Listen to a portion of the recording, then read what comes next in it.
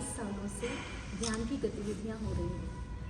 इन गतिविधियों की श्रृंखला में हम तंत्रा आवर डेली लाइफ शिविर का आयोजन कर रहे हैं। वैसे यहाँ हर दिन ध्यान होते हैं, हर दिन 4 मेडिटेशंस हम कराते हैं, संडे सेशंस होते हैं, सैटरडे इवनिंग मीटिंग्स होती हैं और 3 डे कैंप्स लगातार हम हर महीने कराते हैं, जिसमें कि बाहर से इंटरनेशनल फैसिलिटेटर्स भी आते हैं। इस बार का जो शिविर है वो बहुत ही ज़्यादा अलग है, क्योंकि ये तंत्रा के ऊपर है, द बुक ऑफ सीक्रेट, जो कि माँ अमृत साधना जी लेने आ रहे हैं, जो पुणे से हैं, पुणे इंटरनेशनल रिजॉर्ट। तो माँ को हम वेलकम करते हैं, थैंक यू, और चाहते हैं कि इस कैंप के बारे में हमें आगे और बताएं। ओके, तो मैं अमृत साधना हिंदी में ना पूना में ओशो इंटरनेशनल मेडिटेशन रिजॉर्ट है, जो ओशो ने खुद बनवाया 1974 में। तब से ये दिन ब दिन विकसित होता हुआ पूरा इंटरनेशनल लोग वहाँ पे आते हैं। तो वहाँ पे हम ओशो का जो वर्क है पूरा, जैसे उनकी बुक्स हैं, उनके मेडिटेशंस हैं, उनके ऑडियो वीडियो, वो और उनकी जो लाइफस्टाइल है, जीवन शैली कि मेडिटेशन पे आधारित जीवन कैसा हो। और आज के लिए आप तो सब जानते हैं जो हालात हैं सबके लिए ज़रूरी है। तो वो उन्होंने जो सपना देखा था कि नया मनुष्य कैसा हो, वो साकार करने की कोशिश हम वहाँ कर रहे हैं। और अगर आप वहाँ आए, मैं आप सबको इनवाइट करती हूँ, वो काफ़ी हद तक वो साकार हो चुका है। तो वहाँ से हम लोग फिर समय समय पर और सिटीज़ में और कंट्रीज़ में हर जगह जाते हैं ओशो का विजन, उनकी देशना को फैलाने के लिए। अब जैसे बठिंडा में जो सेंटर है, कई शहरों में इंडिया के ओशो ध्यान केंद्र बने हुए हैं। ये भी ओशो का ही आइडिया था कि जो लोग सीधे पुणे नहीं आ सकते, तो अपने एरिया में, जैसे पंजाब के लोग हैं, वो उनको अपने एरिया में बहुत सहजता से ध्यान उपलब्ध हो, ओशो की किताबें, उनका सारा लिटरेचर उपलब्ध हो। इसलिए हमारी टीम है जो कि ट्रेन टीम है, तो समय पर हम यहाँ पे जाते रहते हैं।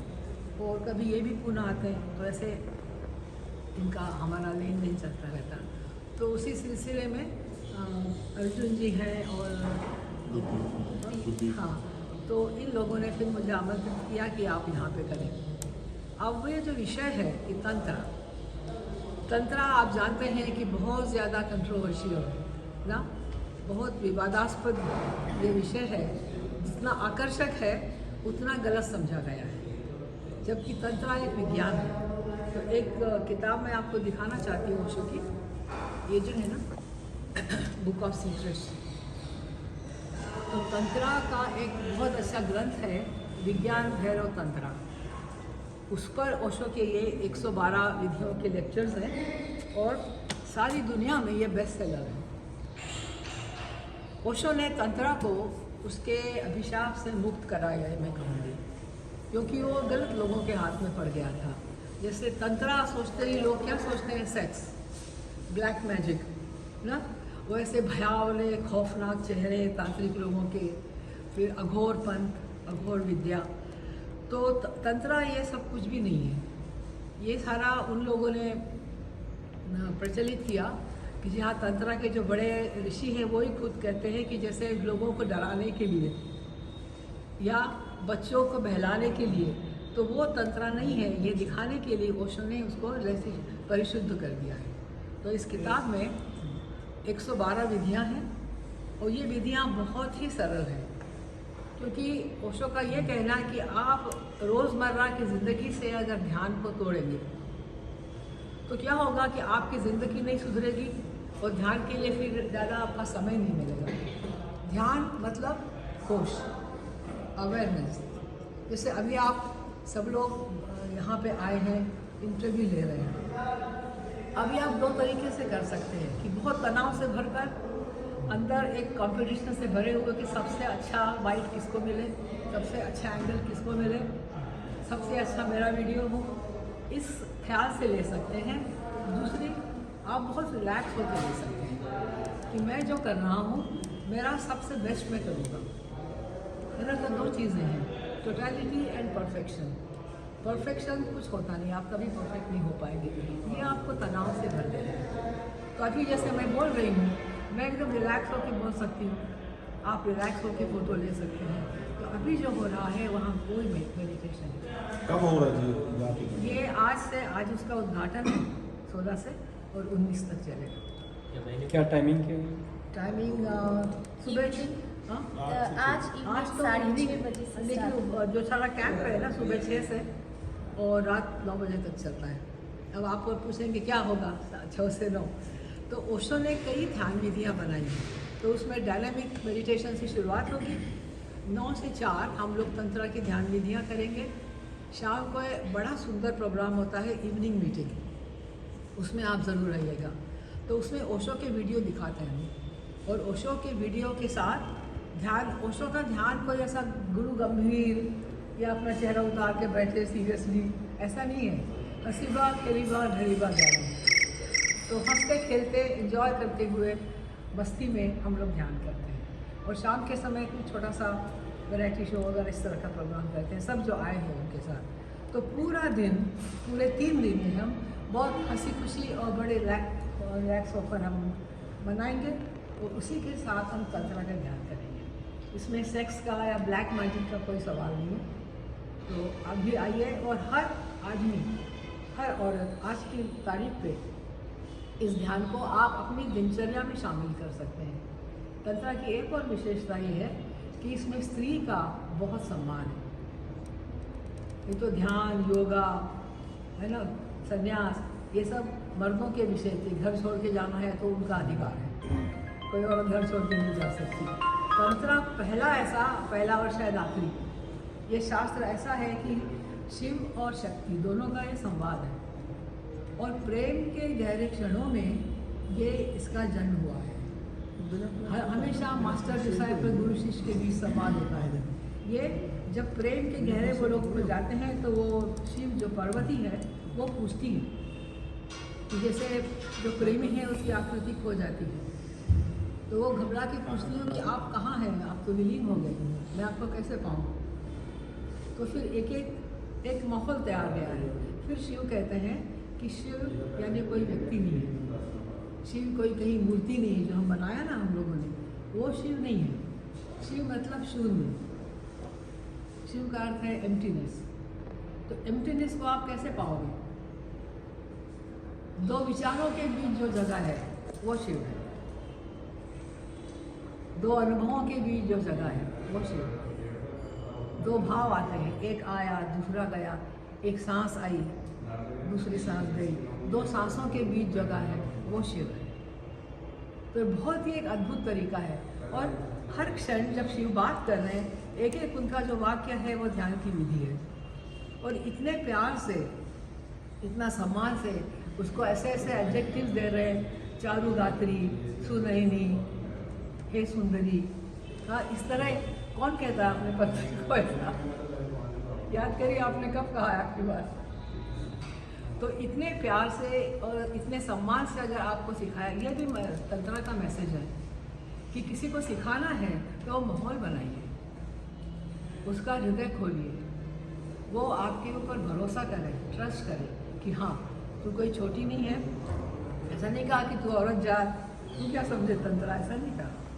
उसको उन्होंने ऊपर उठाया और इतनी सुंदर विधियाँ हैं, वो विधियाँ हम करने वाले हैं। इससे ये एक भी शिक्षा मिलती है कि कैसे स्त्री के साथ बिहेव करना है। और मैं तो मानती हूँ कि ये जो सिखाने का ढंग है दूसरे को सम्मान देकर, यही अगर हमारे स्कूल में, हमारे कॉलेजेस में अपनाया जाए तो देखिए आपके छात्रों की गुणवत्ता बढ़ जाएगी।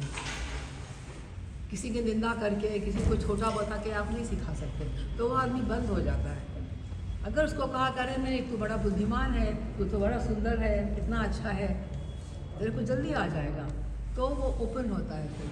तो ये मेरे ख्याल से तंत्रा की बहुत बड़ी सीख है। तो ये सब लेके, और ओशो ने स्त्रियों के लिए, अब वो उनका क्या है दुर्भाग्य से वही सेक्स गुरु के पीछे छिप गया, स्त्री के गुणों को, स्त्रीत्व को, मनुष्य के, पुरुष के भीतर भी जो स्त्री का अंग है उसको उन्हें बहुत ज़्यादा अहमियत दी है। क्योंकि वो कहते हैं कि पुरुषों ने जो दुनिया बनाई वो हमें कहाँ ले आई, हम सब देख रहे हैं। युद्ध, आतंकवाद, पर्यावरण का ह्रास और ड्रग्स और सब जो दुर्घटनाएं घट रही हैं वो पुरुष ने बनाई हुई है। अब समय आ गया कि अब स्त्रियां और स्त्री गुणों के साथ अब नया जगत बनाया जाए। ये उनका विजन था। उसको वो कहते हैं नया मनुष्य और नई स्त्री। तो वो उसके लिए तंत्रा जो है उसकी नींव बनाएगा। जी जी जी ਇਹਦੇ ਵਿੱਚ ਹੈ ਤੁਸੀਂ ਵਿਆਖਿਆ ਕਾਫੀ ਲੰਬੀ ਲੱਗੇ ਹੋ। ਲੋਕ ਓਸ਼ੋ ਨਾਲ ਜੁੜਦੇ ਕਿਉਂ ਨਹੀਂ, ਕਿਉਂ ਉਹ ਘੱਟ ਲੋਕ ਜੁੜਦੇ हैं? कम लोग क्यों जुड़ते हैं? ओशो से कम लोग जुड़ते हैं। ये तो मैं पहली बार सुन रही हूँ। ओशो तो पूरी जगह दुनिया में फैल गए हैं।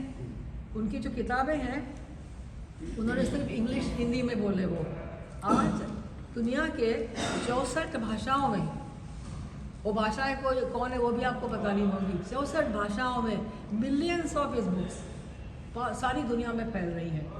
और जो इंटरनेट में जो डिजिटल काम हो रहा है वो अलग होता। क्या है, ओशो की जो इमेज है ना, इस कारण लोग उनका नाम सीधा लेते नहीं। देखिए बात ये है, आप भी जानते हैं सारे जो आज बड़े बड़े गुरु जो फेमस हुए हैं, ओशो को पढ़ पढ़ कर वो फेमस हुए हैं और नाम ओशो का नहीं लेते। लेकिन ओशो को पढ़ने वाले, अरे ये तो ओशो की लाइन है, मुल्ला नसरुद्दीन अरे ये तो ओशो का है, चुटकुले ये तो ओशो के हैं, ये हो रहा है। अगर ये लोग ईमानदारी से ओशो का नाम ले कि हमने ओशो से ये पढ़ा है, तो आपको पता चलेगा ओशो कितना फैल गया। क्या कारण है जो पढ़ते भी हैं और नाम भी नहीं लेते? ये तो उनसे पूछिए मैं कैसे बताऊँ, मैं तो खुल के लेती हूँ। कहने का मतलब कब जोड़ते हैं, डरते हैं क्या कंट्रोवर्शियल? एग्जैक्टली यस, कंट्रोवर्सी से आदमी डरता है कि हमारी जो इज्जत है वो बनी रहे। लेकिन ओशो के पास आना है तो बदनामी से नहीं डरना चाहिए। अब मीराबाई से सीखी आ बदनामी मीठी लागे मेवाड़ी राना है। मतलब चोरी चोरी पढ़ते उसको भी तो हैं। बदनामी मीठी लगती है क्योंकि चोरी प्रेम पढ़ते है। जहाँ प्रेम है वहाँ बदनामी आपको मीठी लगेगी। मुझे तो बदनामी मीठी लगती है। पंजाब में ओशो सेंटर कितने हैं?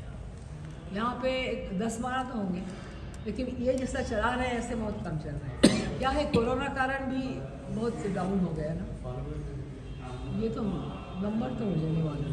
क्योंकि ओशो के फॉलोअर में क्या है आप गिन नहीं सकते। जो राजनेता है वो भी पढ़ते हैं, उसमें किस पक्ष विरोध के हैं कि यहाँ के फर्क नहीं पड़ता। जो क्रिमिनल्स हैं वो भी पढ़ते हैं। हर एक को ओशो से रस मिलता है। तो इनको अगर आप फॉलो कहते कि इसे ले फॉलोअर्स लाखों में हो जाए, आप तो न जाने क्या क्या गुनाह कर बैठते, बाद में पछताएंगे। तो ये प्रकृति है। प्रकृति जो है वाइल्ड है, तो आप पे हावी हो जाते, इसलिए लोग डरते हैं। सेक्स का भी वैसा ही, आदमी को छोड़कर सेक्स से कोई नहीं डरता क्योंकि सब लोग नेचुरल वे में जीते हैं। चाहे पशु पक्षी हो, पेड़ पौधे हो, बड़े मज़े से जी रहे हैं, वो उनको कोई फ़र्क नहीं पड़ता। अगर आप नैसर्गिक रूप से जिए तो सेक्स से आपको डर नहीं लगेगा। डर इसलिए है कि दबाया हुआ है बहुत ज़्यादा, और कब फटेगा वो बम ये पता नहीं चलता। अगर हम किसी को छू नहीं सकते, क्यों नहीं छू सकते? क्योंकि वो छूने से लगता है कि कहीं सेक्स जाना ना, ये तो बीमारी है, नहीं है। इतना क्या इसमें दबाने का और छिपाने का है।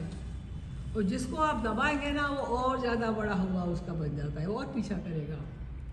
तो अगर आप सामान्य साधारण जिए, नेचुरल ढंग से जिए, तो कोई डर नहीं, ना ओशो का डर है ना सेक्स का डर।